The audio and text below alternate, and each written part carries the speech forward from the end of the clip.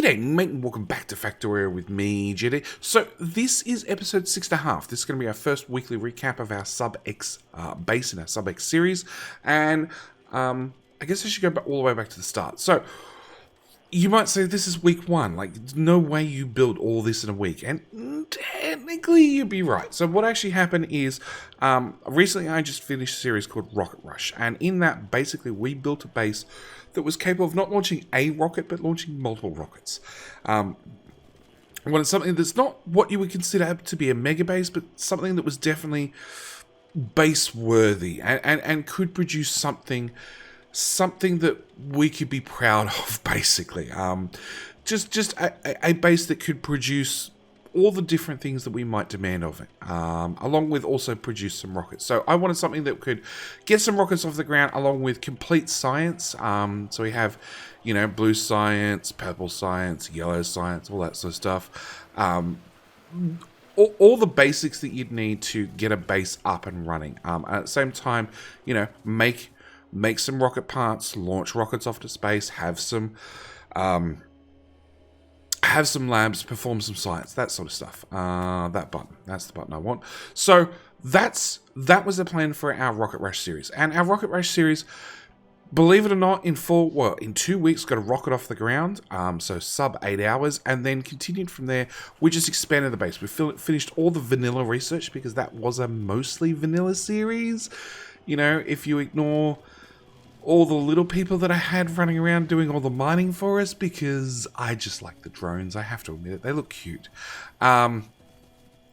Speaking of that, I need another one of those right now. So that's where the Rocket Rush series finished. Now, after 4 weeks, we moved into this series, which is my SubX series. This was a series to celebrate the channel recently getting to 5,000 subscribers. Since then, the channel's exploded. Like, the numbers have gone up exponentially quickly, and for that, I appreciate every new person, every old person that's gone along and clicked the subscribe button. What we've then done is, like I said, we took that Rocket Rush series, we basically imported it into this series, and then we're moving forward with this base. So the plan was, at the end of the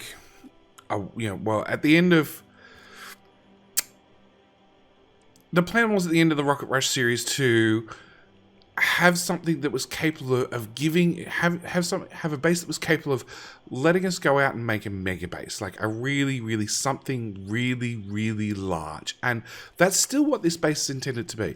And I was really hoping that at the end of the last series, that would be it. I could spend a day or two here, and then we could just go off and start producing a mega base. The catch is, this base still needed a little bit of tweaking.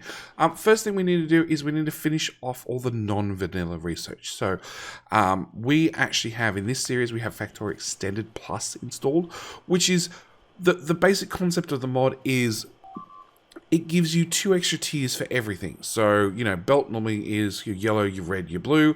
This adds 2 extra tiers on top, being your tier 4 and your tier 5, which move 65 and 75 items respectively. Same with, like, you know, there's 2 extra tiers of steam engines, 2 extra tiers of boilers, and more tiers of solar, large power poles, small power poles, well, large power poles, medium power poles, substations, all with like a larger reach or a larger supply area.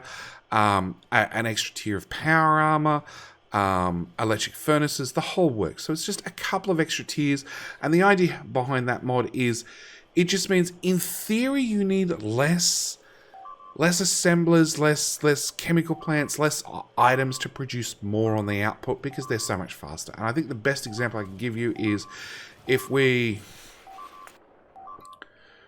ignore the flashing, they'll die eventually. Over here, we've already put down our tier 5 assemblers, and you might notice they have 4 productivity modules in them, but they're still running at a crafting speed of 1.2, because as they are normally, they've normally got a crafting speed of 3, but this is basically, after adding the productivity modules, it's still basically as fast a tier 3 assembler, but also have that extra 40% productivity in there. So that's one of the basic reasons I'm using the mod. Also means that, yeah, we can build much larger than what we normally would. Anyway, so what's happened this week? So this week we did a few things.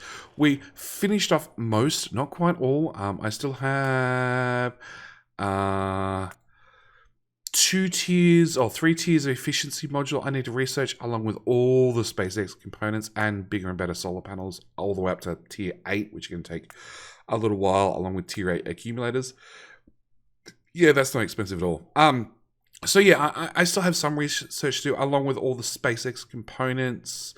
Where's SpaceX? SpaceX last research is, yeah, it's a little bit expensive. So I have that to complete still. On top of that, this week we did set up our bot-based workshop.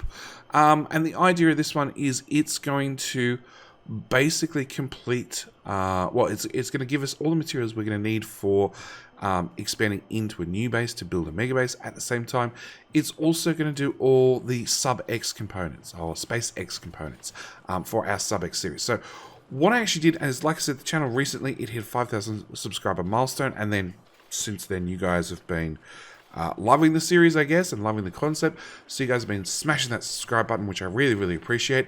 And consequently, the channel has just gone through exponential growth recently, which means the series that was already going to be fairly long is somehow getting longer and longer.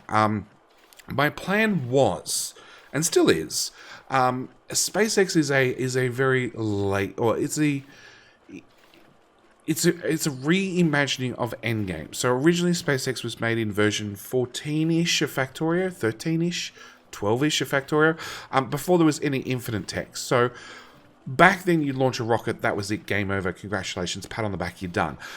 It actually redesigned that, so rather than launching a rocket and calling yourself done, you had to launch like 40 odd.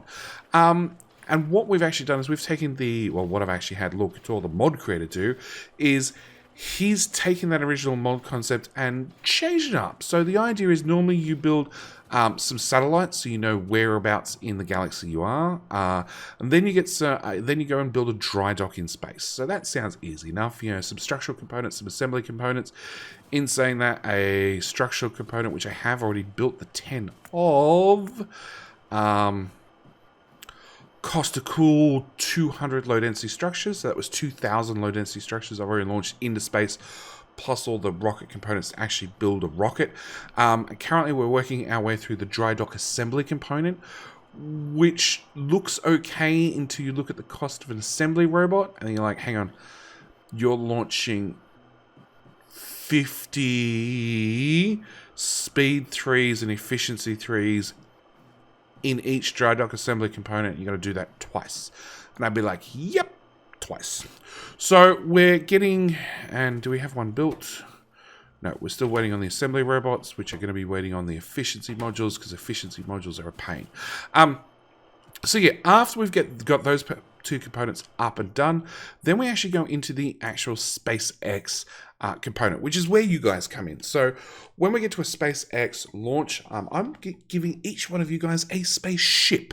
So that is, I need to put together a hull for you guys, and then I need to give you guys some protection fields and some fusion reactors and thrusters. You get 4 of those because you need 4 thrusters on your ship. Some fuel cells. You need a couple of fuel cells. Always good to have a spare. And so on and so forth. All the way through to, you do get at the end a fast and light engine, or fast and light drive, which I'm going to slap on the back for you. Before I name that rocket ship after every single subscriber and ship it off to you. So that's where you guys come in. Like I said, you guys can, by subscribing to the channel, subscribing to the channel, what I'm actually doing is I'm using the YouTube API to pull down all the subscriber information. As long as you have your subscription set to public, I'm actually pulling your exact name, and then I'm putting you guys in, I'm building you a spaceship and then shipping it off to you inside Factorio. So yeah, it turns out there's like 30 odd launches, I've been told, per spaceship.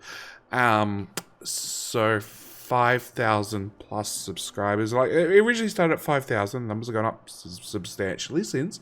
So, you know, you can do the maths.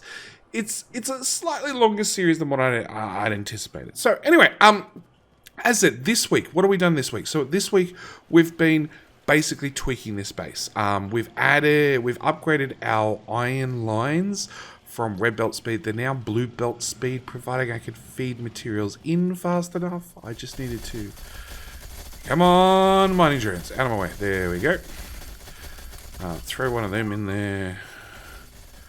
Put 2 of those there. Yeah, I have no idea how that's going to work with pathfinding. That seems like a mini-me problem, not a me problem. Done.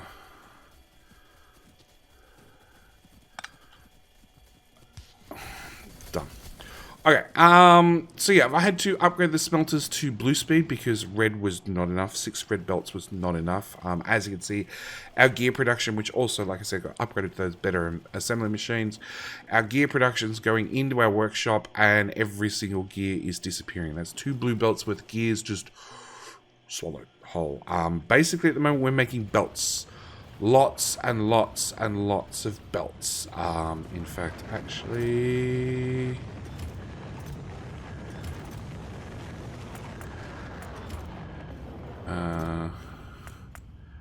we can cap our blue belt usage because we're going to start using less and less blue belt. Actually, we'll cap it to there. So yeah, we're all the gears are just disappearing in here, mainly because we have just started making the next 2 tier counterparts, being green belt, which needs 5 gears, purple belt, which needs another 5 gears.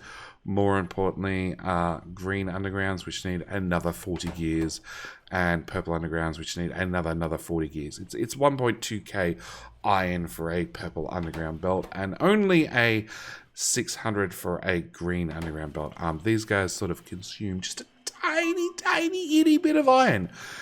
So yeah, we've been upgrading the base and upgrading the bus basically. We've been adding in all the extra things we needed for Factorio Extended, getting them automated, and I've done that with a bot network, mainly because I was lazy, and mainly because I didn't want to try and think how to rebuild this as part of that. That just seemed like an absolute nightmare. On top of that, we've been giving science a good kick in the pants and making it go a little bit faster. Also been upgrading things like red circuits. Red circuits, we did have a giant build that started here and went all the way out to here twice. Basically replaced that with a much smaller, much more compact productivity module and speed beacon build for basically the same output, maybe a little bit more.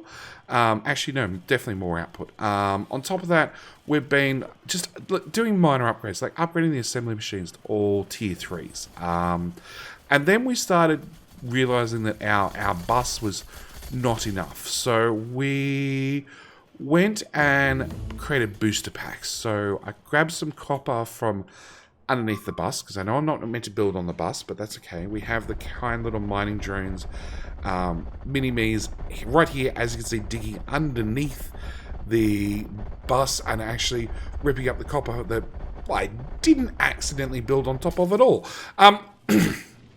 And bringing it up here, making a couple of extra lanes of both iron and copper, which gives us 4 extra lanes of green booster, which 2 of them are actually coming down and being forced into the bus at the top, forcing all the other belts down, and the other 2 lanes are actually going straight into green circuits and basically disappearing, or straight into blue circuits and basically disappearing. We're just producing a whole bunch of circuits. On top of that, I rearranged our module build, so we're actually making, in theory, why are you not working? Because those inserters are carrying the wrong items, and it turns out every single one of those is missing 1 damn belt on the end, except for you for some reason.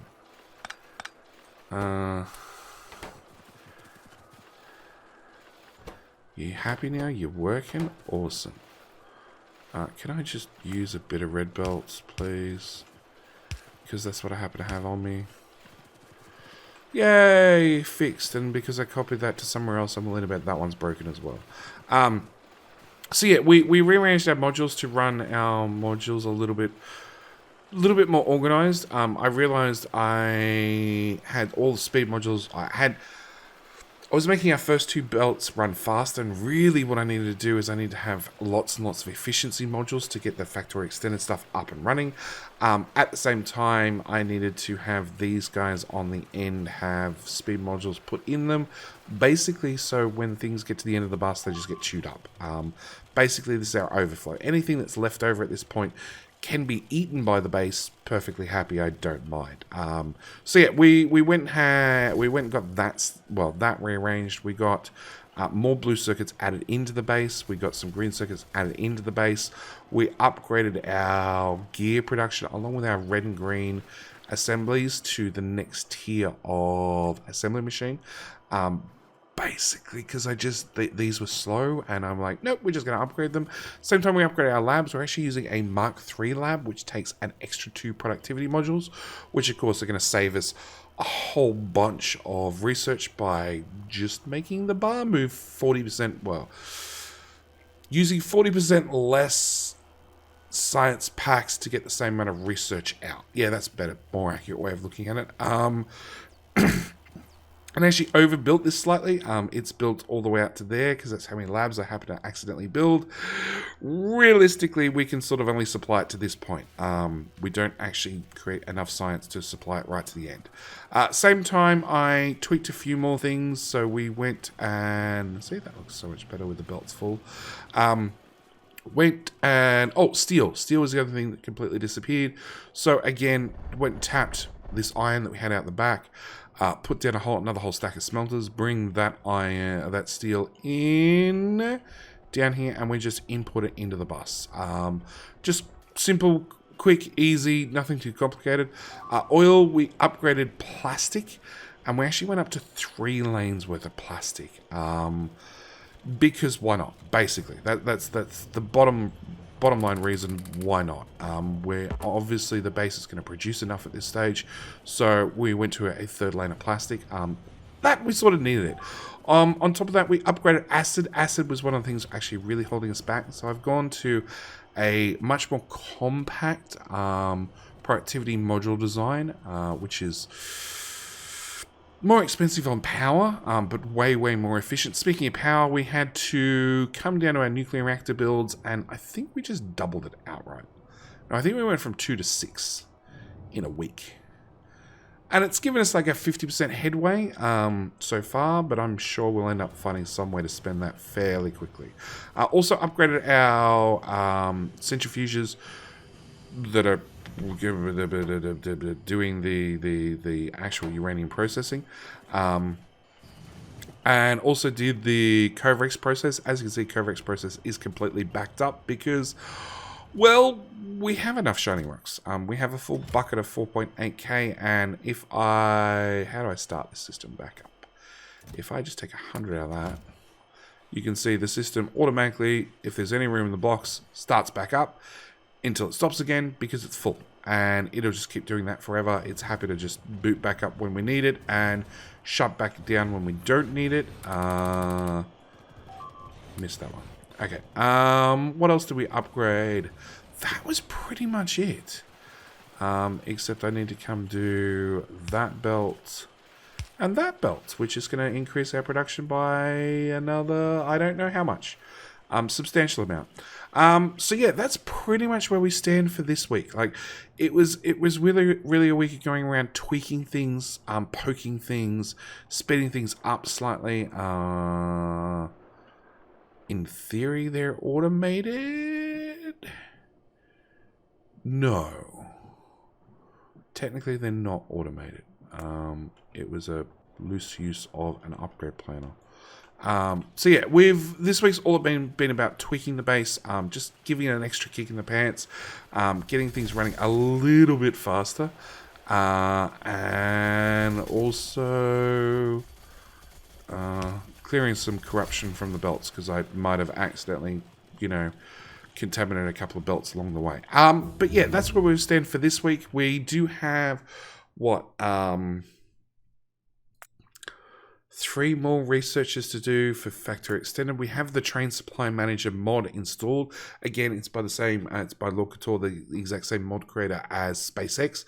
So that one I'll actually be going through quite substantially for you guys when I actually start playing with it, and explaining how it works, because we're gonna have one hell of a base. We're gonna have a very, very large train mega base to keep things running. As you can see, none of my patches are terribly small, but I'm wondering whether any of them are actually big enough. Yeah.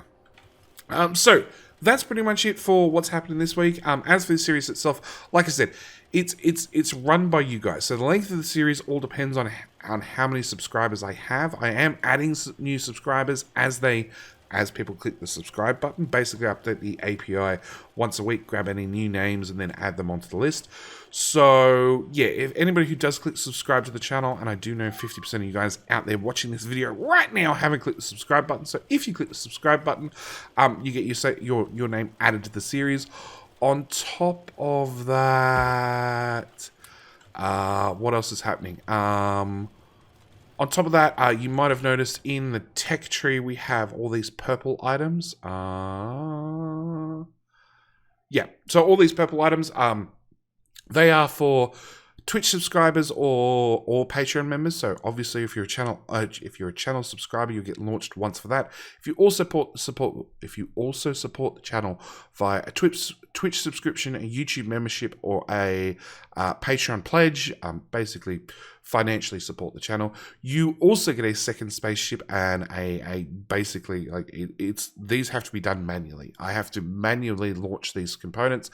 At the same time, after I've manually launched these components, I have to actually physically type people's names in. So when we get around to these, they're a little bit more expensive, basically at least twice the cost